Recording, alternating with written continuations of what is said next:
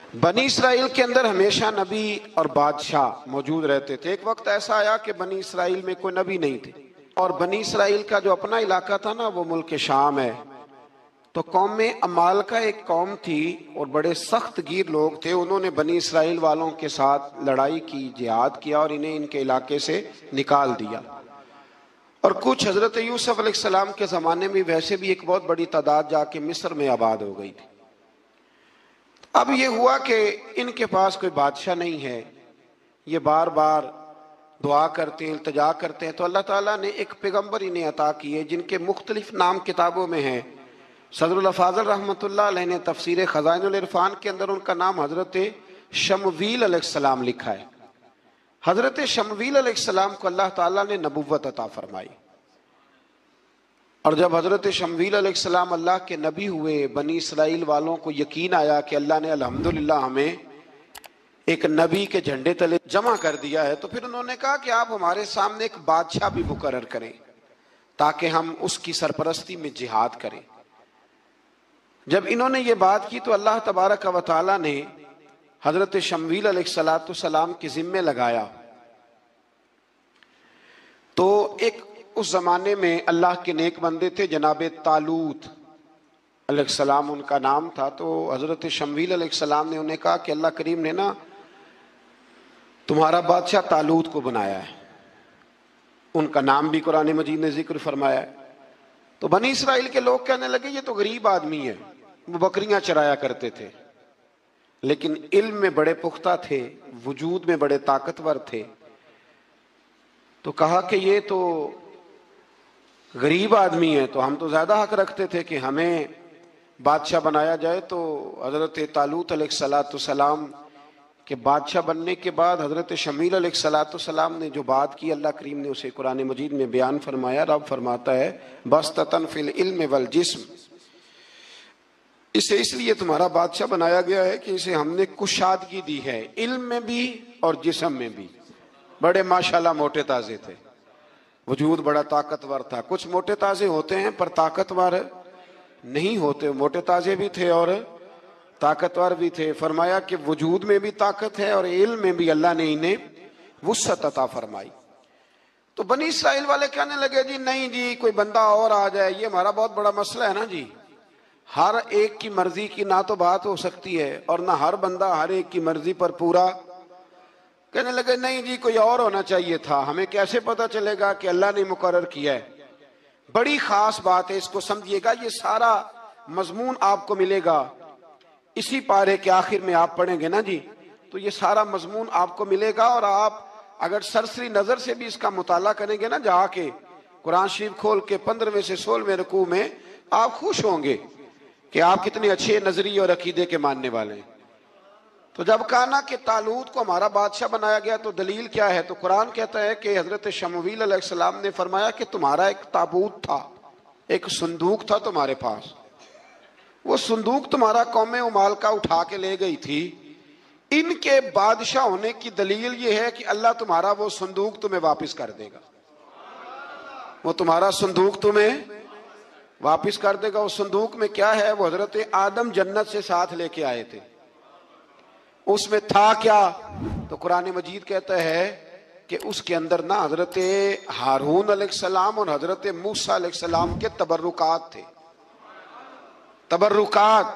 کل میں ایک مولوی دیکھ رہا تھا بیچارہ، ایک بندہ نا مسجد نبی کے ساتھ غلاف اور شاید کوئی کفن تھا، وہ مسجد نبی کی دیواروں سے مس کر رہا تھا، تو وہ کہہ رہا تھا نہیں اس سے کیا ہوتا ہے، تبرک کوئی چیز نہیں، اچھے اعمال کی وجہ سے بندہ بخشا جائے گا۔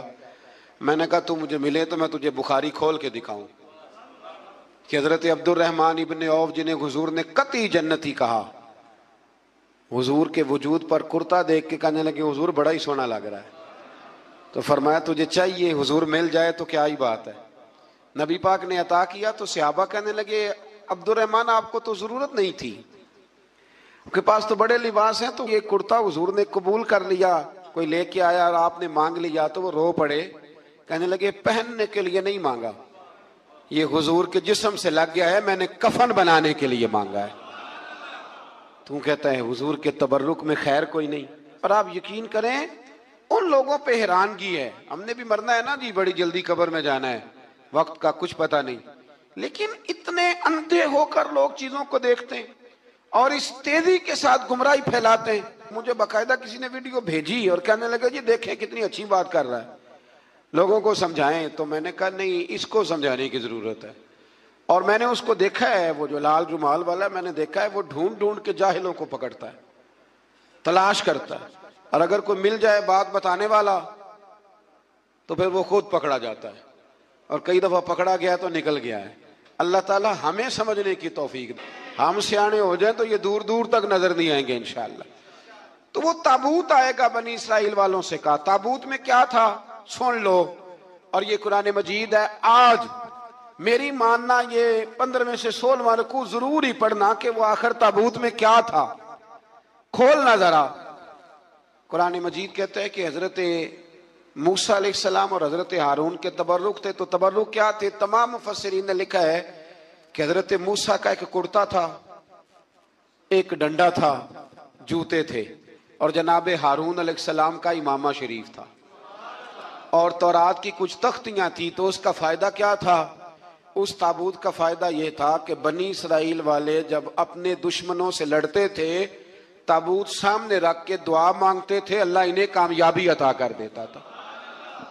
تو قوم عمالقہ کو بھی پتہ چل گیا کہ صندوق میں کچھ ہے جس کی وجہ سے یہ کامیاب ہو جاتے. وہ صندوق اٹھا کے لے گئے. اب ان کی کم بختی یہ، کم نصیبی یہ کہ انہوں نے جا کے اسے روڑی پہ پھینک دیا. جب روڑی پہ پھینکا تو ان کے اندر بیماریاں آ گئیں، وبائیں پھوٹ پڑی، مرنے لگے، وجود پھولنے لگا. پھر ان کے دلوں میں بات آئی کہ یہ ہم نے اس صندوق کی بے ادبی کی ہے. صندوق میں کیا ہے؟ تبرکات.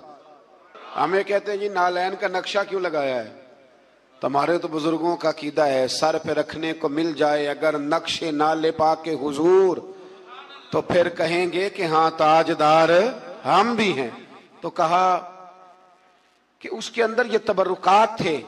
انہیں بھی سمجھ میں آئی تو انہوں نے نا بیل گاڑی منگائی اور وہ صندوق اٹھا کے اس کے اوپر رکھ دیا. اب کیا ہوا؟ قرآن کہتا ہے کہ فرشتوں نے نا اس صندوق کو وہاں سے اٹھایا. مفسرین نے لکھا اس کا معنی یہ بھی ہو سکتا ہے کہ اس بیل گاڑی کو ڈائریکشن پہ لگایا. ادھر سے حضرت شمویل علیہ السلام نے جناب طالوت کو بادشاہ بنا دیا اور ادھر سے وہ صندوق چل پڑا. کہا بھئی ہم ان کو کیسے بادشاہ مانے؟ تو فرمایا بادشاہ اس طرح مانو گے کہ تمہارا وہ صندوق آ جائے گا. اور قرآن کہتے ہیں اس صندوق میں تمہارے دلوں کا سکون ہے، اس میں تمہارے دلوں کا. اور بھائی ہماری تو کوشش ہوتی ہے بزرگوں سے کوئی چیز مل جائے، اللہ والوں کا کوئی تبرک ہمارے ہاتھ آ جائے.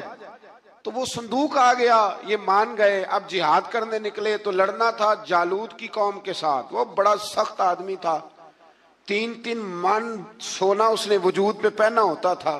اس کی قوم سے لڑنا ہے، ٹوپی بڑی تگڑی پہنی ہوتی تھی لوہے کی. اب کون لڑے؟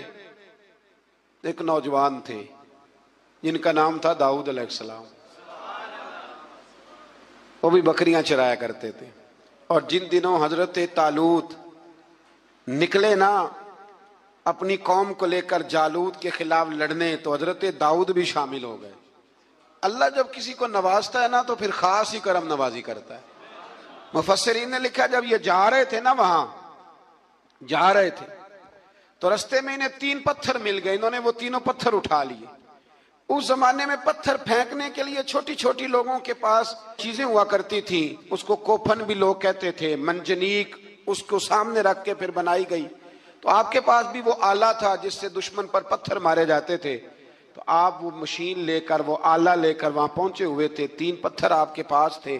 آپ فرماتے اس دن میں بڑا بیمار تھا، اتنا بیمار تھا کہ میرا رنگ پیلا ہو گیا. اب وہ جالوت کے سامنے کوئی نہیں جاتا تھا. تو جناب طالوت کہنے لگے کہ جو جالوت کو مارے گا نا، یعنی ان کے بادشاہ کو اس قوم کے، تو میں اسے اپنی آدھی سلطنت بھی دے دوں گا اور اپنی بیٹی کا نکاح بھی اس کے ساتھ کر دوں گا. دیکھیں اللہ نوازتا ہے تو کس انداز میں نوازتا ہے. تو حضرت داؤد کہتے ہیں وہ دور کھڑا تھا تو میں نے نا 3 پتھر مارے. بھئی ہمت کرنا تو ہمارے ذمہ ہے کہ نہیں؟ میری ملت کا جوان کہتا ہے میں نے کرنا کرانا کچھ نہیں. یعنی اگر آپ کہیں نا کچھ کرو تو پھر وہ کوئی کام کرنے کی مطلب معاملہ. وہ مجھے کل ایک سنگی کہہ رہے تھے, کہنے لگے جی اللہ کے فضل سے کچھ بھی نہیں کرنا پڑا, مرشد نے نظر کر دی. میں کہا مینوں ملن گے تو میں انہوں نے سمجھاواں گا کہ کچھ کرا کے نظر کریا کرو, کیونکہ میرے وہ دوست ہیں, میں انہیں جانتا ہوں. نظر میں بڑا کچھ ہوتا ہے, لیکن اللہ بھی تو بندے پہ بڑی نظر رحمت کرتا ہے نا. لیکن کہتا ہے 5 نمازیں پڑھ, رمضان کے روزے رکھ, زکوٰۃ فرض ہو تو ادا کر, یہ سارے کام کر, سچ بول, دیانتداری کر, پھر میں اپنے فضل سے تجھے جنت عطا کروں. تو یہ جو رویہ ہم نے بنایا یہ درست نہیں. تو فرماتے ہیں 3 پتھر میں نے مارے, اللہ نے اتنا فضل کیا کہ وہ بھی مر گیا, اور اس سے چھو کے میرے پتھر آگے بڑھے تو اس کی فوج کے 30 آدمی بھی مر گئے. 3 پتھروں سے 31 بندے اللہ نے مار دیے. فرماتے اس لیے کہ ہاتھ میرے تھے اور طاقتیں میرے رب کریم کی تھی. تو حضرت داؤد علیہ السلام کے حصے میں جناب طالوت کی صاحبزادی بھی آئیں, آدھی سلطنت بھی آئی. کافی سال حضرت طالوت حیات رہے, پھر ان کا وصال ہو گیا, تو ساری سلطنت حضرت داؤد کو ملی, اور پھر اللہ تبارک و تعالیٰ نے انہیں نبوت بھی عطا فرمائی. یہ دنیا میں واحد پیغمبر ہیں جو بیک وقت نبی بھی تھے اور بادشاہ بھی تھے. اور پھر اللہ نے فضل فرمایا, انہوں نے بڑی بڑی فتوحات کی. اور پھر حضرت داؤد کے صاحبزادے کا نام حضرت سلیمان علیہ السلام, پھر ان کے صاحبزادے کا نام حضرت. تو یہ ہوا کیسے؟ یہ سارا کچھ اللہ تبارک و تعالیٰ کے فضل سے ہوا, اس کے کرم سے ہوا. اب اس واقعہ سے ہمیں کیا پتہ چلتا ہے؟ ہمیں یہ پتہ چلتا ہے کہ رب جب فضل فرمائے نہ کسی پہ بھی, تو ہمیں اس بندے کو دیکھ کے راضی ہونا چاہیے, کوئی شکوہ نہیں کرنا چاہیے. اور دوسری بات یہ سمجھ لینا چاہیے کہ حکومتیں, مال, دولت یہ صرف سیاستوں سے نہیں ملتی, یہ خدا کے فضل سے ملتی ہے. اور یہ بھی سمجھ لینا چاہیے کہ جو بزرگوں کے تبرکات ہوتے ہیں ان کی کیا ہی بات ہوتی ہے. جس سے بچے والے کے دلوں کے اندر کجی پیدا ہو. رشتے کرانے والے کو کہا جاتا ہے کہ ہم نے کار بھی دینی ہے, یہ بھی بتا دینا رشتے والوں. بچے کی ماں کو سونے کی بالیاں بھی ڈالیں گے تو یہ داستانیں کیوں سناتے ہو؟ پھر کہتے ہو لڑکوں والے لالچی ہو گئے. تو یہ کہانیاں ہم گھڑتے ہیں, جھوٹ خود لوگوں کے سامنے ہم رکھتے ہیں, اور بعد میں جب اوقات واضح ہوتی ہے پھر رشتے ٹوٹتے ہیں. رشتے جھوٹ پر قائم ہو تو قائم ہو جاتے ہیں, پر قائم رہتے نہیں, وہ ٹوٹ جاتے ہیں. رشتے وہی قائم رہتے ہیں جو رشتوں کے ساتھ قائم ہوا کرتے ہیں, جن کی بنیادیں خلوص ہوتی ہے. جھوٹ ہمیشہ انسان کو تباہ کرتا ہے. کیا حسن ہے میرے نبی پاک کے فرمان میں, کیا خوبصورتی ہے. حضور نے فرمایا الصدق ینجی والکذب یہلک. 2 جملوں میں کائنات کی ساری حقیقتیں بیان کر دی.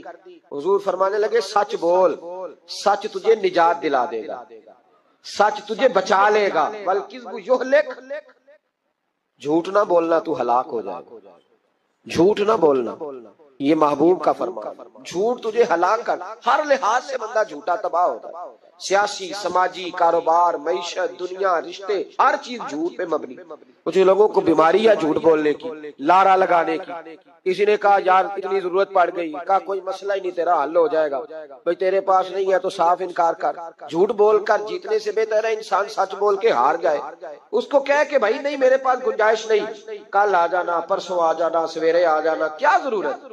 ان سے انسان کا وقار مجروح ہوتا ہے. میرے نبی پاک علیہ السلام جس معاشرے میں تشریف لائے نا, اس معاشرے میں بڑے عیب پائے جاتے تھے. بچیوں کو زندہ دفن کر دیتے تھے, قتل و غارت تھی, سارا کچھ تھا. ابو سفیان کہتے ہیں ہم سارے جرم کرتے تھے, لیکن عرب کے لوگ جھوٹ نہیں بولتے. عرب کے لوگ, یہ ذرا غور کرنا, انفرادی بات عرض کرنا. فرماتے چوری, چکاری, ظلم, بربریت سارا کچھ تھا, اور ہم سمجھتے تھے کہ جھوٹ بولنا ہمارے حسب نسب کے خلاف ہے, یہ ہماری شان مردانگی کے خلاف. ہم کہا کرتے تھے کمزور لوگ جھوٹ بولتے ہیں, بزدل لوگ جھوٹ بولتے ہیں. جو لوگ حسب نسب والے ہوتے ہیں, کردار و عمل والے ہوتے ہیں, سردار ہوتے ہیں, جن کا پیچھے کوئی بیک گراؤنڈ ہوتا ہے, وہ لوگ کبھی جھوٹ ہے.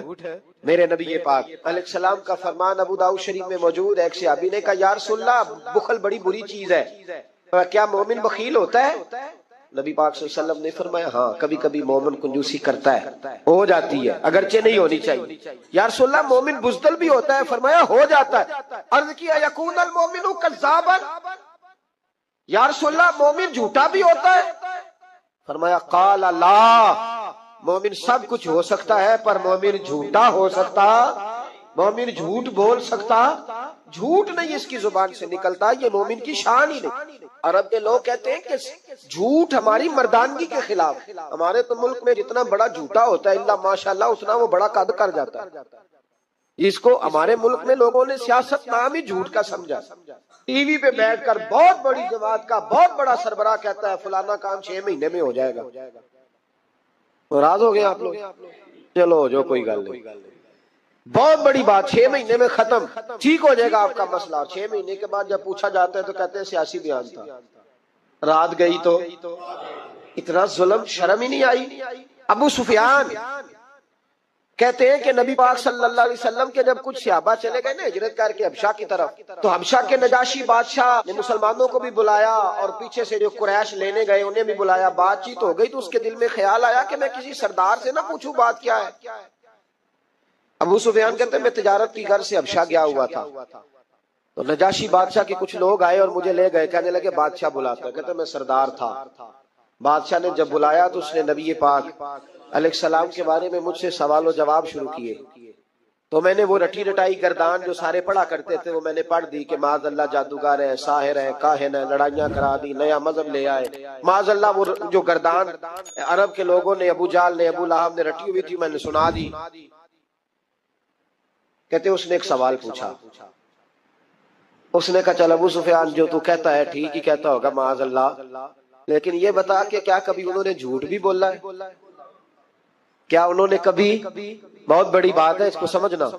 ابو سفیان کہتے ہیں کہ میرے دل میں 1 منٹ کے لیے خیال آیا کہ میں جھوٹ بول دوں، کہہ دوں کہ وہ بولتے ہیں معاذ اللہ جھوٹ، لیکن پھر میرے اندر سے آواز آئی کہ تو قبیلے کا سردار ہے، اور جو مردانگی والے لوگ ہوتے ہیں ان کی زبانوں سے کچے جملے نہیں نکلتے، وہ جھوٹ نہیں بولتے۔ جو کسی منصب پر فائز لوگ ہوتے ہیں وہ ایسے ہی ان کی زبان ہر وقت چسکے کے لیے تھوڑا یہاں جھوٹ تھوڑا وہاں جھوٹ نہیں پھینکتی، وہ لوگ جھوٹے نہیں ہوتے۔ تو سردار ہے، تو چودھری ہے، تو سربراہ ہے، تو اہل ہے، تو منصب والا ہے، جھوٹ بولے گا؟ کہتے ہیں مجھے کہنے لگا سوچ کیا رہے ہو، بتاؤ کبھی جھوٹ بولا ہے؟ ابو سفیان کہتے ہیں میں نے فیصلہ کیا، میں نے کہا نہیں میں سردار ہو کے جھوٹ بولوں؟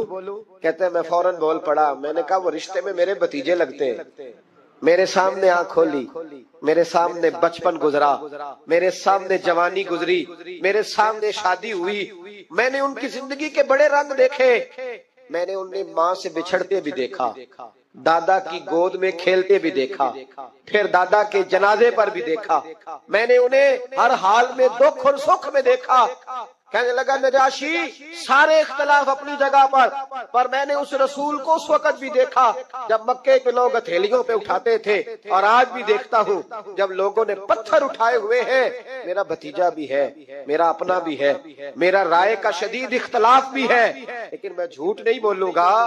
وہ میرا بھتیجا دکھ میں ہو یا سکھ میں ہو، وہ آسانی میں ہو یا تکلیف میں ہو، امیر کے پاس بیٹھے یا غریب کے پاس بیٹھے، اس کی زبان سے جب بھی نکلتا ہے حق اور سچ ہی نکلتا ہے۔ اس نے زندگی میں کبھی جھوٹ بولا؟ اسیر دشمن کی چاہ میں بھی، مخالفوں کی نگاہ میں بھی امی ہے، صادق ہے، معتبر ہے، میرا پیغمبر عظیم تر ہے، میرا پیغمبر عظیم تر ہے۔ کہا ان کی زبان سے کبھی جھوٹ نکلا؟ کبھی نہیں نکلا ان کی زبان سے جھوٹ۔ تو کہتے اب نجاشی نے فیصلہ سنایا، نجاشی نے بات کی، فیصلہ سنایا تو کمال کر دی۔ کیا بات کی نجاشی نے؟ کہنے لگا ابو سفیان پھر تم کس طرح کہتے ہو کہ ان کا دین سچا نہیں؟ کہنے لگے جو بندوں کے معاملے میں جھوٹ نہیں بولتا وہ رب کے معاملے میں کیسے بولے گا؟ جو بندوں کے معاملات میں جھوٹ نہیں بولتا ان سے یہ توقع کیسے رکھتے ہو کہ وہ اللہ کے معاملے میں جھوٹ بولیں گے؟ فرمایا مان کیوں نہیں جاتے کہ اگر وہ بندوں کے حق میں سچے ہیں تو اللہ کے پیغام کے حق میں بھی سچے ہیں۔ سچائیاں حسن ہے، سچائی حسن ہے، سچائی ایک خوبصورتی ہے، سچائی تیرا وقار ہے۔ دیکھیں نا تیرے جملوں کے لوگ قیدی ہو گئے، اور جب ٹٹول کے دیکھا تو اندر سے تو کچھ اور نکل آیا۔ کل تو کچھ کہہ رہا تھا، سویرے اٹھ کے تو کچھ کہہ رہا، تیرے لفظ کچھ ہے، تیرا رویہ کچھ اور ہے۔ زندگی میں یاد رکھنا کسی بڑے کی خوشامد کر کے کبھی اسے محبت نہ ڈالنا۔ جھوٹ بولتے ہیں ہم لوگ۔ اپنا حلیہ ہم نے صداقتوں کے بادشاہوں جیسا بنایا ہوتا ہے، لیکن ہمارے لفظوں میں جھوٹ ہوتا ہے، ہمارے لب و لہجے کے اندر یہ کراہت ہوتی ہے۔ حضرت باجید بستامی فرمایا کرتے تھے جو زبان کا سچا نہیں ہوتا اس کو کبھی معرفت کا نور نصیب نہیں ہوتا، چاہے کہ 2000 جبہ ڈال کے بیٹھ جائے۔ معرفت کا نور اسے ملتا ہے جس کی زبان پر حق اور سچ ہوتا ہے۔ یاد رکھنا، سچائی اتنی بڑی دولت ہے۔ امام فخر الدین رازی رحمت اللہ تعالیٰ نے ایک بڑی پیاری حدیث لکھی ہے، کہتے ہیں نبی پاک صلی اللہ علیہ وسلم کے پاس ایک شخص آیا، اس نے کہا یا رسول اللہ میں نے کلمہ پڑھنا ہے پر 4 چیزیں ہیں جو مجھ سے چھوٹتی نہیں اور آپ ان کو حرام کہتے ہیں، تو حضور آپ حکم کریں کیا کروں؟ فرمایا چل تو بول وہ کیا ہے؟ کہنے لگا جی میں شراب کا بھی عادی ہوں، معاذ اللہ، بولیے استغفر اللہ، سارے بولیے میں شراب کا عادی ہوں مجھ سے چھوٹتی نہیں، اور پھر کہنے لگے میں چوری کا بھی عادی ہوں، جاتی نہیں، اور تیسری بات یہ کہ میں معاذ اللہ ثم معاذ اللہ زنا کا بھی عادی ہوں، اور چوتھی میرے اندر بیماری ہے کہ میں جھوٹ بہت بولتا ہوں، یادیں چھوٹتی نہیں، میں ان کے ہوتے ہوئے کلمہ کیسے پڑھوں؟ آپ کے دین میں یہ شدید بری چیزیں اور مجھ سے چھوٹتی نہیں تو کیا حکم ہے؟ میرے محبوب علیہ السلام کو اللہ نے بڑی حکمت عطا فرمائی، بڑا نوازا ہے نبی پاک۔ حضور نے بڑے خوبصورت جملے کہے، فرمایا کو سودا کر لے میرے ساتھ، عرض کی حضور حکم ہو، فرمایا 4 میں سے ایک چھوڑ دے، کلمہ پڑھ لے، سودا کر لے۔ کہا حضور حکم کرے کون سی؟ صحابہ کہتے ہیں اب ہم گھوم رہے تھے کہ یہ کیا بات ہے، 4 چیزیں حرام کرتی ہیں، حضور کہتے ہیں ایک چھوڑ دے، میں ایک وعدہ کر۔ کہا یا رسول اللہ حکم کرے، تو صحابہ کہتے ہیں اب جب حضور نے کہا نا ایک چھوڑ دے تو ہم پھر تجزیہ کر رہے تھے کہ شراب بڑی گندی ہے، زنا بڑا گند ہے، چوری کسی کے حق میں ڈاکہ ہے، ظلم ہے، لیکن میرے نبی پاک علیہ الصلوۃ والسلام نے کیا خوبصورت فرمایا، فرمایا چل تو جھوٹ چھوڑ دے۔ کیا چھوڑ دے؟ اللہ اکبر، فرمایا جھوٹ چھوڑ دے۔ عرض کی باقی؟ فرمایا باقی اللہ فضل کرنے والا ہے، تو جھوٹ چھوڑ دے۔ اب لوگ کہتے ہیں کہ ہم حیران تھے کہ اتنی گندی چیزیں، شراب بھی، زنا بھی، چوری بھی، اور حضور نے صرف جھوٹ چھڑوایا ہے۔ وہ سردار کہتا ہے میں گھر گیا، شراب کی بوتل پہ ہاتھ ڈالنے لگا، دل میں خیال آیا شراب پی کے صحابہ کے مجمع میں جاؤں گا، تو اگر کسی صحابی نے پوچھا کہ تو نے شراب پی ہے، جھوٹ بولوں گا تو نبی پاک کے وعدے کا کیا بنے گا، اور سچ بولوں گا تو اس محفل نور میں بیٹھوں گا کیسے شراب پی کے؟ کہتے 2-3 دفعہ ہاتھ بڑھایا پر مزہ نہیں آیا، میں نے پٹخی دیوار کے ساتھ بوتل، میں نے کہا یہ تو گئی، یہ نہیں پیوں گا آج کے بعد۔ کہتے پھر میں باہر نکلا اس عورت کے پاس رات گزارنے جہاں منہ کالا کرنا تھا، کہتے ہیں جب پہنچا تو اس نے پہلا سوال پوچھا، کہنے لگی سنا ہے تو کلمہ پڑھ گیا ہے؟ کہتے ہیں بس وجود چکنا چور ہو گیا۔ او میرے دوستو، لوگ پوچھتے تو ہے نا تو کس کا بیٹا؟ ہاں ہاں او سنگیو، لوگ پوچھ لیتے ہیں تو کس استاد کا شاگرد ہے، اور یارو یاد رکھو تیرا حلیہ دیکھ کے لوگ پوچھتے ہیں تو کس مرشد کا مرید ہے۔ یاد رکھ اپنے لیے نہ صحیح کسی کی عزت کے لیے صحیح، اپنے لیے نہ صحیح کسی کی عزت کے لیے، تو کسی کے لیے ہی بدل جا یار، تو کسی کا ہی خیال کر جا، چل کسی اور کے لیے اپنے آپ کو تبدیل کر جا، اپنے لیے نہ صحیح دیکھ تو کسی اور کے لیے ہی بدل جا، اب تیری کسی اور سے بھی نسبت ہے، لوگ کسی اور کے ساتھ تجھے منسوب کرتے ہیں، ان کا دیوانہ ہوں ان کا مجذوب ہوں، کیا یہ کم ہے کہ میں ان سے منسوب ہوں؟ کہا اس بی بی نے، کہنے لگی سنا ہے تو کلمہ پڑھ گیا ہے، کہتے ہیں بجلیاں دوڑ گئی۔ میں نے کہا اگر جھوٹ بولوں تو حضور کے وعدے کا کیا بنے گا؟ محبوب نے کہا جھوٹ نہیں بولنا، اگر سچ بولوں تو پھر اس کے قریب کیسے جاؤں؟ کہتے وہاں سے بھی لوٹ آیا۔ اب میری زنا کی عادت بھی گئی، اگلی شام ہوئی تو سامنے مال پڑا تھا ایک آدمی کا، وہ آدمی کا فلتا اس پہ ہاتھ ڈالنے لگا، تو دل میں خیال آیا یہ سویرے تفتیش بھی کرے گا، اگر پوچھتا مجھ تک آ گیا کہ تو نے تو نہیں چوری کی تو جھوٹ تو میں بول ہی نہیں سکتا، حضور سے وعدہ کیا ہے، اور سچ بولوں گا تو میری آبرو کیا بچے گی؟ کہتے ہیں شام ایک دن میں گیا، اگلے دن کی شام ہوئی تو صرف سچ کی عادت اپنائی، میرا زنا بھی گیا، میری چوری بھی گئی، میری شراب کباب بھی گئے۔ کہتے ہیں تیسرے جا کے دروازہ رسول پہ بیٹھا، صحابہ باقی اپنا کام کرتے رہے، میں صرف مصطفیٰ کا چہرہ تکتا رہا، میں بس چہرہ تکتا رہا، دیر ہو گئی تو ایک صحابی کہنے لگے کیا دیکھ رہے ہو؟ تو میں نے کہا اس رسول کا کمال دیکھ رہا ہوں، اس محبوب کا کمال دیکھ رہا ہوں، ایک جھوٹ چھڑوایا ہے تو رب کریم نے مجھے سارے تقوی عطا فرما دیے. یہاں تو جھوٹ کے پلندے پیروں نے ڈیوٹیاں لگائی ہوئی ہیں مریدوں کی، جاؤ کرامتے بیان کرو، سناؤ، فیس بک پہ دو، جیڑے محرم راز حقیقت دے اور راز حقیقت کھول دے نہیں. اے جنہ ویکھیا نہیں او کرن گلاں، جنہ ویکھ لیا او تے بول دے ہی نہیں. یہ جھوٹ کا پلندہ لے کر کے تو پھر رہا ہے، اس کو سنبھال کے رکھ. سچائی انسان کو جوان رکھتی ہے، سچائی آدمی کو بڑا کرتی ہے، سچائی اس کے رشتے قائم رکھتی ہے. میرے نبی کریم علیہ السلام نے سچ کا درس دیا، سچی بات کا حکم کہا، فرمایا سچ بولو. حضرت مالک بن دینار رحمت اللہ علیہ ارشاد فرمایا کرتے تھے کہ سچائی اتنی بڑی چیز ہے کہ سچائی کو تو آگ نہیں جلاتی. فرمایا کرتے تھے سچائی کو تو مٹی نہیں کھاتی. فرمایا کرتے تھے سچائی کو تو دریا نہیں ڈبوتا. لوگوں نے پوچھا دلیل، فرمانے لگے میرا ایک دہریے سے مناظرہ ہو گیا، لوگ بہت سارے اکٹھے ہو گئے. جب بات ذرا آگے بڑھی تو دہریہ مانتا نہیں تھا، میں دلائل دیتا، وہ بھی مجھے دیتا. سادے لوگ بول پڑے، کہنے لگے حضرت جی ہم تھک گئے ہیں سن کے، رزلٹ بھی نکالے. تو فرماتے میں نے دہریے سے کہا چل رزلٹ نکال لیتے ہیں. آگ جلاتے ہیں، دونوں ہاتھ ڈالتے ہیں، جو سچا ہوگا بچ جائے گا، جو سچا ہوگا. فرماتے تھے سچائی کو آگ بھی نہیں جلاتی، جو سچا ہوگا بچ جائے گا اور جو جھوٹا ہوگا جل جائے گا. فرماتے ہیں آگ جلا لی. اب میں نے اسے کہا چل ہاتھ ڈال، تو وہ جھوٹا تھا، جھوٹ کے پیر کوئی نہیں ہوتے، وہ ہاتھ ہی نہیں آگے کرتا، ہاتھ ہی نہیں بڑھاتا. کہتے میں نے زبردستی پکڑ کے اس کا ہاتھ آگ میں کیا، کئی دیر تک آگ میں رکھا، نہ اس کا جلا نہ میرا جلا. کہتے باہر نکلا، لوگوں نے شور کر دیا یہ کیا ہے؟ میں نے عرض کی مولا نہ اس کا جلا نہ میرا. فرماتے عاطف غیب سے ندا آئی، مالک بن دینار سچے کے ہاتھ میں بھی جس کا ہاتھ ہو ہم اس کا بھی نہیں جلایا کرتے. سچے کے ہاتھ میں بھی جس کا ہاتھ ہو ہم اس کا بھی. تیرا ہاتھ اس نے پکڑا اور جلا دوں، کہا علیحدہ کر. کہتے ہیں میں نے کہا چل بھائی اب علیحدہ ڈال دے. اور ڈرنے لگا، میں نے کہا یہ تو ڈالنا ہی پڑے گا. کہتے ہیں ہاتھ ڈالنا، اس کا جل گیا، میرا بچ گیا. تو لوگ کہنے لگے یہ کیا ہوا؟ تو میں نے کہا کچھ بھی نہیں ہوا، میرا کمال نہیں، میرا رب بھی سچا ہے، میرے رب کے وعدے بھی سچے ہیں، قرآن بھی سچا ہے، قرآن کے اعلان بھی سچے ہیں، محبوب بھی سچے ہیں اور محبوب کے فرمان بھی سچے.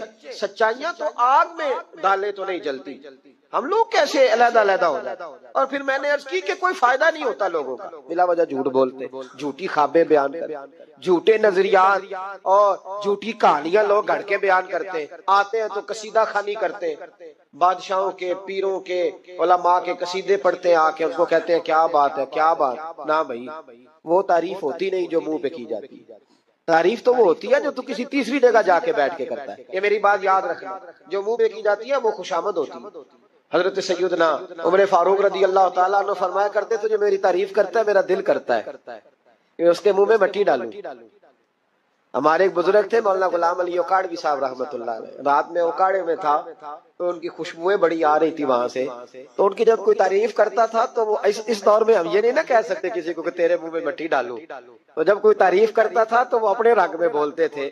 فرمایا کرتے دل کرتا ہے تیرے منہ میں خاک شفا ڈالوں، تیرے منہ میں مدینے کی خاکیں شفا ڈالوں. تو بندہ کہتا ہے کیا مطلب؟ کہنے لگے حضرت عمر مٹی کہا کرتے تھے نا تو میں کہہ نہیں سکتا کہ تو ناراض نہ ہو جائے. تو منہ پہ تو خوش آمدید 2 منٹ آئے. اور پیر بھی چونکہ علماء بھی اللہ ماشاءاللہ میری طرح جو کہلواتے ہیں، وہ علماء مشائخ بڑے لوگ، وہ تعریف کے اللہ تعالیٰ خیر کرے بڑے مزے ہوتے ہیں. تو تھوڑی دیر تعریف کرتا ہے، آنے والا کہتا ہے حضرت جی بلے بلے ساری رات اسی رہے ہو خواب. یہ 2-3 تعریفیں سنو، اب میں گیا، آپ جانے اور آپ کا کام جانے. تو بھائی تعریف خالی کرتے رہنے کا کیا مطلب ہے؟ پیارا تو وہ ہوتا ہے جو مشن کا وارث ہوتا ہے، جو دست و بازو بنتا ہے، جو آگے بڑھتا ہے، جو دکھوں سکھوں میں دھوپ چھاؤں میں ساتھ ہوتا ہے. آگے تعریف کرنا، کلادہ ملانا، نکل جانا. کئی دفعہ ساتھ رہنے والے تعریفیں نہیں کر پاتے، کوئی ضرورت بھی نہیں ہوتی، انہیں ضرورت بھی نہیں، اس لیے کہ وہ تعریف نہیں کر رہے، وہ عمل کر رہے، وہ نوکری کر رہے، وہ ڈیوٹی کر رہے. تو ہم تعریفوں کے پل باندھتے. ابا جی کی بھی کچھ لوگ میری تعریفیں کرتے ہیں، خدمت کوئی نہیں کرتے، صرف تعریف پہ گزارا کرتے. تعریف نہ کر، یہ جھوٹ کا پلندہ نہ باندھ. ایک بزرگ کی تحریر پڑھ رہا تھا، رات کو بڑا مزہ آیا. فرمانے لگے نبی پاک کے زمانے کے تو جانور بھی سچ بولتے تھے. کیا کہہ دیا میں نے؟ حضور کے زمانے کے کون؟ حضور کے زمانے کے تو جانور بھی سچ بولتے. اور پھر انہوں نے دلیل کے طور پر کہا، کہنے لگے نبی کریم علیہ السلام گزر رہے تھے، سرور کائنات گزر رہے تھے صلی اللہ علیہ وسلم، ایک پہاڑی علاقے سے ایک آواز آئی، کسی پکارنے والے نے کہا یا رسول اللہ، گویا ان لفظوں میں کہا یا رسول اللہ ہے انظر حالنا۔ حضور نے پلٹ کے دیکھا تو ہرنی بندھی ہوئی تھی، ہرنی۔ نبی پاک علیہ السلام گئے اس کے پاس، ایک روایت ہے کہ صحابی نے اس کو باندھا تھا، ایک روایت ہے کہ یہودی نے باندھا تھا۔ حضور گئے، آ کے کہا کیا بات ہے؟ تو عرض کرنے لگے یا رسول اللہ یہ بندہ مجھے قیدی بنا کے لایا اور آپ میرے تھنوں کو دیکھے دودھ سے بھر گئے، بچے میرے تڑپ رہے، اگر تھوڑی دیر کے لیے یہ مجھے چھوڑ دے تو میں وعدہ کرتی ہوں دودھ پلا کے فوراً واپس آ جاؤں گا۔ نبی پاک صلی اللہ علیہ وسلم نے یہودی سے کہا چھوڑ دو، اس نے کہا اگر نہ آئی تو؟ نبی پاک نے فرمایا یہ سچے سے وعدہ کر رہی ہے تو سچا کر کے دکھائے۔ حضور کے زمانے کے جانور یہ سچا وعدہ کر کے دکھائے۔ نبی پاک صلی اللہ علیہ وسلم نے اسے چھوڑ دیا تو جانور کو جب آپ بندھے ہوئے کو چھوڑتے ہیں تو بڑی تیز دوڑتا ہے، تو اتنی تیز دوڑی کہ جنگلوں کے اندر اور پہاڑوں میں گم ہو گئی، نظر ہی نہیں آ رہی کدھر گئی۔ جب وہ گم ہو گئی تو وہ یہودی کہنے لگا وہ تو غائب ہو گئی، اس طرح گئی ہے کہ لگتا ہی نہیں تھا پلٹ کے آئے گی، یہ نہیں آئے گی۔ محبوب نے فرمایا نہیں یہ ضرور آئے گی، یہ سچ کہہ کے گئی ہے، یہ لوٹے گی۔ وہ یہودی کہتا جب میں نے کہا نا نہیں آئے گی تو واہ میرے محبوب تیری شان پہ بھی قربان جائے، کیا انداز ہے۔ حضور چارپائی پہ اس کے پاس بیٹھ گئے، فرمایا چل میں بیٹھتا ہوں بطور گارنٹڈ کے، میں بیٹھتا ہوں، آئے گی تو میں جاؤں گا، یہی بیٹھا ہوں۔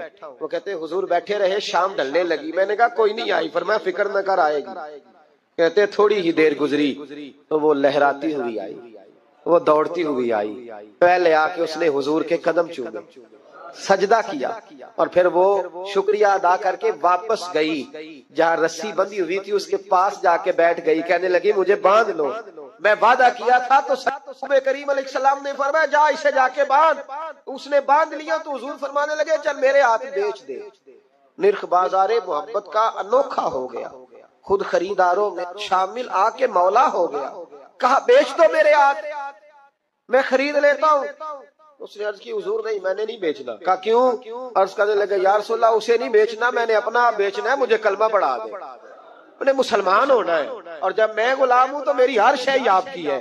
میرے رسول پاک علیہ السلام نے اسے آزاد کر دیا۔ امام زرقانی فرمایا کرتے تھے تو سچ بولے گا تو آزاد ہو جائے گا، جھوٹ بولے گا تو قیدی رہے گا۔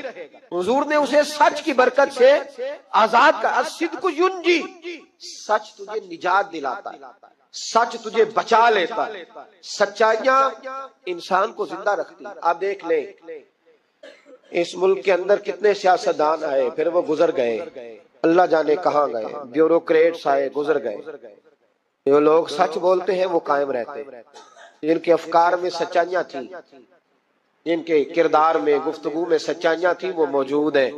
زمانہ سارا گزر جائے گا لیکن حضرت خواجہ معین الدین اجمیری کا مزار چمکتا ہی رہے گا، دنیا کہیں سے کہیں پہنچ جائے پر بابا فرید الدین کی شان میں کمی آ سکتی نہیں۔ اور سارے لاہور میں جب سناٹا چھا جاتا ہے تو داتا علی اجمیری کے مزار پر اس وقت بھی قرآن پاک کی تلاوت ہو رہی ہوتی ہے۔ جو سچ لے کے آئے اور جنہوں نے سچائیاں بکھیری، ان کا کمال یہ دیکھو کہ آج بھی وہ چمک رہے ہیں، سچائیاں باقی رہتی ہیں۔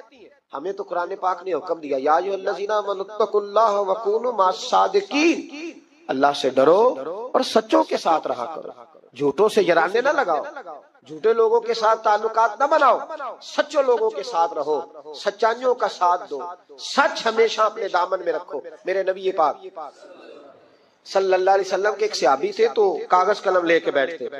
اب تو ہمیں علم کی قدر نہیں ہے نا، بڑی بڑی حسین باتیں ہوتی ہیں پر وہ 2-4 گھنٹے سننے کے بعد بھول جاتی ہیں، چونکہ محفوظ کرنے کا معیار ہی نہیں، طبیعت ہی نہیں۔ تو وہ صحابی جب حضور کی بارگاہ میں آیا کرتے تھے تو کاغذ قلم لے کے آتے، محبوب جو بھی ارشاد فرماتے لکھ لیتے۔ کچھ لوگوں نے ان سے کہا کہ یار حضور کی طبیعت مبارک کبھی جلال میں، کبھی جمال میں، کبھی خوش طبی میں، کبھی کسی طرح، تو ہر شے لکھ لیتا ہے، دیکھا کر جب حضور تربیت کے انداز میں اور لوگوں کو سمجھانے کے انداز میں واضح و نصیحت کر رہے ہو اس وقت لکھا کر، جب کسی سے انفرادی گفتگو ہو رہی، صرف فقط ایک شخص پر فوکس ہو، ایک سے بات ہو رہی ہو، تب نہ لکھا کر۔ جب اجتماعی طور پر کوئی دستور، کوئی منشور دیا جائے تب لکھا کر۔ تو ہر بات لکھتا ہے، حضور کبھی مسکرا کے بات کرتے ہیں، کبھی جلال میں۔ اس نے کہا یار تیرا فلسفہ تو ٹھیک ہے، لکھنا چھوڑ دیا۔ کہتے ہیں اگلی شام میں بغیر کاغذ قلم کے آیا تو محبوب علیہ السلام نے فرمایا تیرے کاغذ پینسل کدھر ہے؟ تیرا کاغذ پینسل کدھر ہے؟ مجمع میں بیٹھے لوگ سمجھتے ہیں شاید سامنے والے کو اتنے لوگوں میں خبر نہیں، لیکن جو تاڑنے والے ہیں وہ قیامت کی نظر رکھتے ہیں، وہ خبر ہوتی ہے کہ کہاں کیا ہو رہا ہے۔ میرے حضرت صاحب فرمایا کرتے تھے ہم تو بات کرتے ہیں تو کئی دفعہ سمجھ آ جاتی ہے چہرے کا اثر دیکھ کے کہ اب یہ سوچ کیا رہا ہے، اب یہ کیا اندر کھچڑی پکا رہا ہے، یہاں تک اللہ والوں کو سمجھ آتی۔ کہتے ہیں نبی پاک علیہ السلام نے جب پوچھا نا کاغذ قلم کہاں ہے تو میرے آنسو ہی نکل گئے۔ میں نے کہا اس کا مطلب ہے کہ میرے محبوب کی مجھ پہ نظر رہتی ہے کہ اس حال میں آتا ہے، کس طرح آ کے بیٹھتا ہے، کیا اس کا انداز ہے، حضور کو پتا ہے۔ فرماتے ہیں میں رو پڑا، کاغذ قلم کدھر ہے؟ عرض کی یا رسول اللہ صلی اللہ علیہ وسلم، کچھ لوگوں نے کہا تھا کہ حضور کبھی جلال میں، کبھی جمال میں، کبھی انفرادی گفتگو کرتے ہیں تو ہر شے لکھتا ہے، خاص خاص موقع کے بعض و نصیحت لکھا کر۔ تو فرماتے ہیں میرے نبی پاک علیہ الصلوۃ والسلام نے فرمایا اکتب اکتب اکتب، تو لکھا کر لکھا کر لکھا کر، میں کسی حال میں بھی ہوں، کسی رنگ میں بھی ہوں، کسی موقع پر بھی ہوں، میرے منہ سے جو بھی نکلتا ہے حق اور سچ ہی نکلتا ہے۔ اتنی دولت اور شہرت کی محبت انسان کے باطن میں تباہی کرتی ہے۔ یہ چیزیں ہمیں جکڑ رہی ہیں تیزی سے، شہرت، اقتدار، چاہا جانا، گلی کا نام میرے نام پہ ہو جائے، محلے کا نام میرے نام پہ ہو جائے، برادری کا بڑا مجھے مان لیا جائے، فلانی شے میری، میں یہ ہوتا ہوں، میں وہ ہوتا ہوں۔ بھائی ان چیزوں کی تو جگہ ہی نہیں تھی تیرے دل میں، یہ کدھر سے آ گئیں؟ تیرے دل میں تو تیرے لیے تو نسخہ یہ تجویز کیا گیا تھا کہ تیری جان سے بھی زیادہ قریب رسول پاک ہے۔ تجھے تو صبح سے شام تک دیکھنا تھا کہ تو نے محبوب کی نعت کتنی پڑھی ہے، تو نے تو دیکھنا تھا دل میں تڑپ کتنی ہے رسول پاک کے لیے، حضور کی سنت کا، شریعت کا پاس کتنا ہے۔ صبح سے شام تک تو نے تو یہ سوچنا تھا کہ میں خدمت دین متین میں اپنا کردار کتنا ادا کر سکوں۔ تجھے زندہ رکھنا ہے، تیری روح کو اگر بچنا ہے تو وہ نبی پاک کی محبت سے بچے گی۔ مرکزی نقطہ فاضل بریلوی نے سمجھایا ہے ایمان کا، مرکزی نقطہ۔ سب لوگ کہتے ہیں دنیا میں صبح شام دعائیں مانگی جاتی ہیں، یا اللہ با ایمان لے جانا، یا اللہ با ایمان لے جانا، یا اللہ با ایمان لے جانا، اللہ ایمان پہ خاتمہ کرنا۔ تو اعلیٰ حضرت فرماتے مجھے تو خاتمہ بالخیر کا پتہ بھی چل گیا کیسے ہوتا ہے۔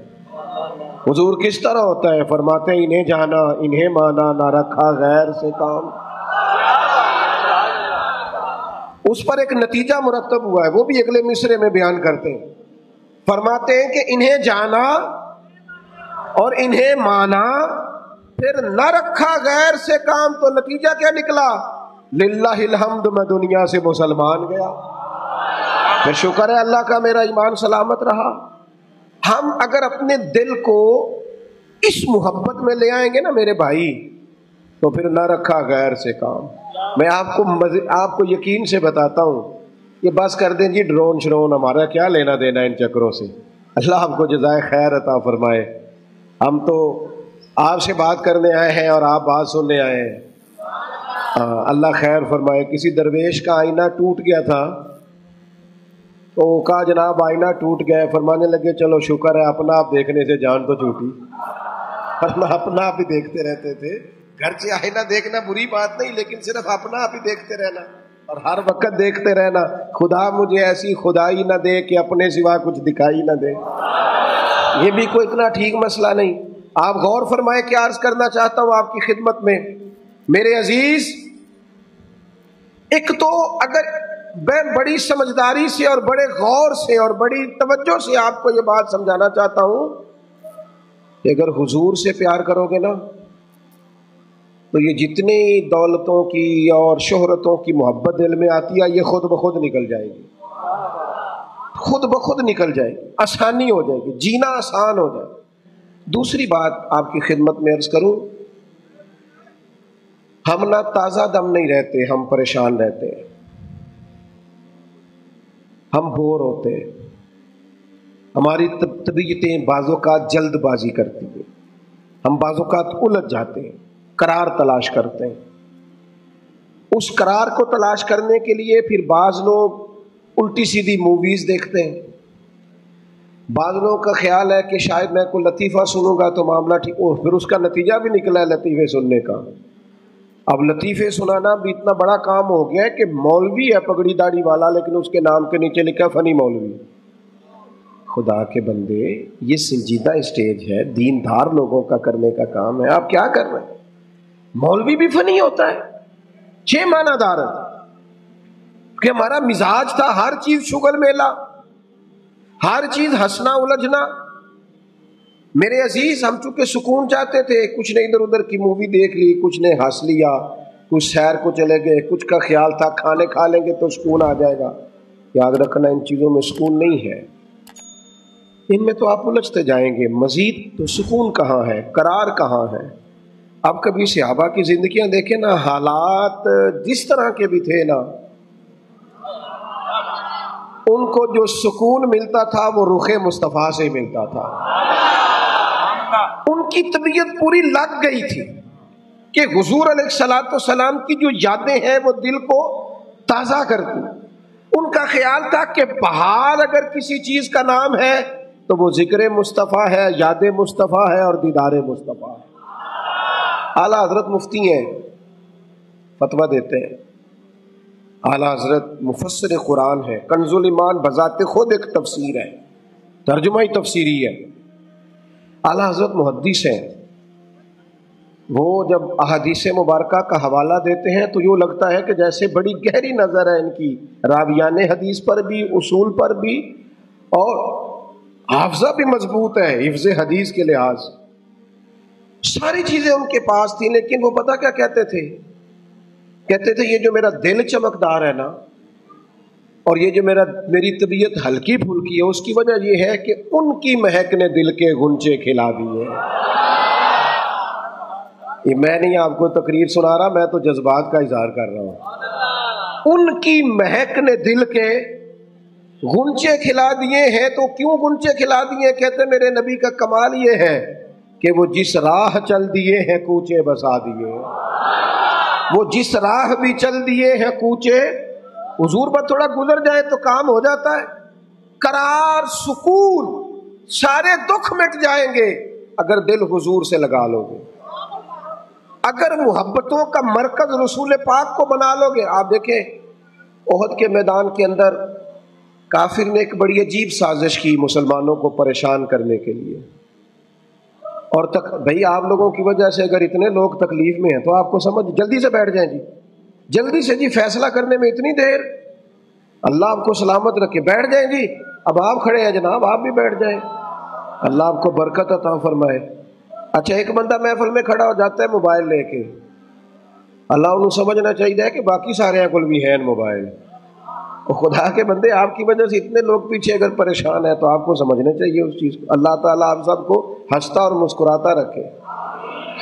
نبی پاک کی ذات سے جب آپ کی کامل وابستگی ہو جائے گی نا تو حضور کی ذات والا کا پیار، اور پیار لاروں والا نہیں ہونا چاہیے خالی کالی جل سے محفل میں اور مائک ہاتھ میں آیا تو عشق کا دعویٰ تگڑا، خالی اس طرح نہیں. تنہائی میں بھی تو روئے حضور کی بارگاہ میں. ایک محفل میں ایک دفعہ حاضر تھا تو ایک نعت خواں بچہ میرے پاس آیا، کہنے لگا جی میری سفارش کر دیو، میں بھی حضور دی بارگاہ چ حاضری لوانی ہے. میں کہ پتر تو گھر جا کے پڑھ لے، اتنے بھی حاضری لگ جائے گی کہ 4000 بندہ چاہیے حاضری لوان لی. حضور کی بارگاہ میں تو جہاں بیٹھ کے بھی پڑھے حاضری لگ جاتی ہے. اس کے لیے کیا ساج سمر کے مجلس ہی فقط ہو تو حاضری لگتی ہے؟ یہ بھی اعلیٰ حاضری ہے، پر وہ تو واللہ وہ سن لیں گے اور فریاد کو پہنچیں گے ہم. بس اتنا تو ہو کوئی فریاد کرے دل سے، تو بات تو دل سے کر.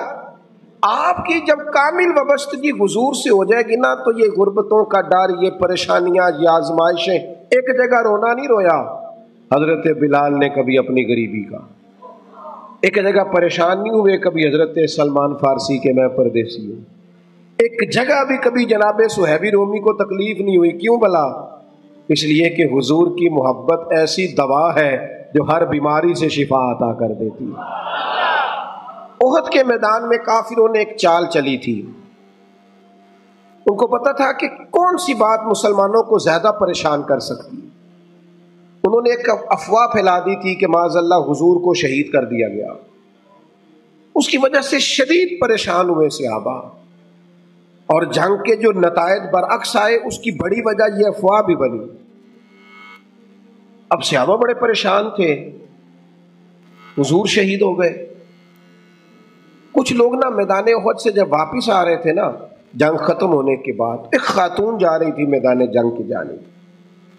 عورتیں اپنے مزاج کے لحاظ سے کمزور ہوتی ہیں قلبی طور پر، اور بڑی خوبصورت بات لکھی ہے علماء نے، کہتے ہیں عورت کے دل میں درد زیادہ ہوتا ہے نا، پیار زیادہ ہوتا ہے، اور یہ جو وہ کمزور واقعہ ہوئی اسے عیب نہ سمجھو.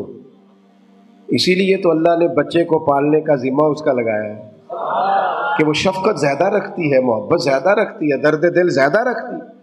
اس لیے جس درد سے وہ بچے کو پال لیتی ہے نا. میرا بیٹا ایک دن گھر میں کچھ پکا ہوا تھا، اس کی اماں کہنے لگی کھانا کھاؤ، کہندا ہے میں نہیں کھانا. وہ دی اماں کہندی میں بڑا زور لایا، بڑی محنت کی، بڑی گرمی چ پکایا، اج تے ہی کھانا پینا ہے. کہنے لگا میں نہیں کھانا، میں آرام سے کھانا کھا رہا ہوں. اب وہ ماں بیٹا بحث کر رہے ہیں. تھوڑی دیر گزر گئی تو مینوں کہندی تسی کیوں نہیں بول دے؟ میں کہا مینوں پتہ ہے کنے جتنا ہے، تھوڑی دیر بعد کھلو جاؤ، مینوں پتہ کنے جتنا ہے. وہ بچہ اٹھ کے اندر چلا گیا، کہنے لگا میں نہیں کھاندا، تسی کھاؤ. وہ پھر 5 منٹ لنگے تو وہ پکانا شروع کرتا جو بچہ کہہ رہا سی. تو میں کہا میں تو پتہ ہے نا نتیجہ کی ہے، تو اس بحث میں جانے کی ضرورت ہے، اس لیے کہ ماں اولاد کے سامنے ہمیشہ ہی ہار جاتی ہے. یا نبی سلام علیکہ، یا رسول سلام علیکہ، یا حبیب سلام علیکہ، صلوات اللہ علیکہ. آپ کا تشریف لانا وقت بھی کتنا سہانا، جگمگا اٹھا زمانہ، پورے گاتی تھی ترانہ. یا نبی سلام علیکہ، یا رسول سلام علیکہ. جان کر کافی سہارا لے لیا ہے در تمہارا، خلق کے وارث خدا را، لو سلام آقا ہمارا. یا نبی سلام علیکہ، یا رسول سلام علیکہ. پوری یا رب یہ دعا کر، ہم درے مولا پر جا کر، پہلے تو نعتیں سنا کر، یہ پڑھے سر کو جھکا کر. یا نبی سلام علیکہ، یا رسول سلام علیکہ. بخش دو میری خطائیں، دور ہو غم کی گھٹائیں، بھیج دو اپنی عطائیں، وجد میں ہم یوں سنائے. یا نبی سلام علیکہ، یا رسول سلام علیکہ. یا